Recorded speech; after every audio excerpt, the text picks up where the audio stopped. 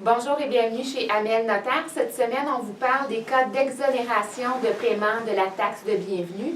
Donc, des situations où on n'a pas finalement à payer cette taxe-là parce que la loi émet des exceptions. Donc, entre autres, lorsque, par exemple, je détiens une maison et je la transfère à mon enfant, ça fait partie des cas d'exonération. Donc, on n'a pas à payer la taxe de bienvenue.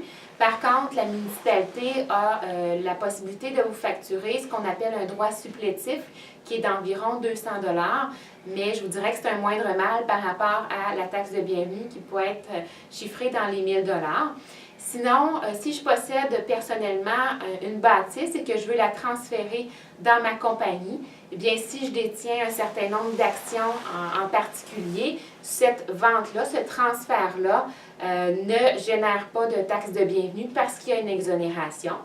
Également, si la maison m'appartient seule et que je rencontre quelqu'un et je décide de lui vendre, par exemple, 50% de ma propriété, bien, si ça fait plus d'un an qu'on est en vie commune, donc on partage la vie ensemble et que je lui transfère le tout, bien, à ce moment-là, c'est un cas d'exonération encore de taxe de bienvenue.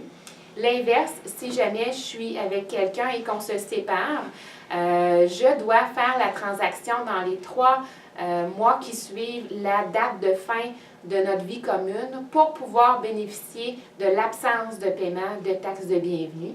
Et si je suis mariée, c'est 3 mois suivant l'obtention du jugement de divorce, contrairement à quelqu'un qui serait en union de fait, conjoint de fait. C'est vraiment dans les 3 mois qui suivent votre séparation.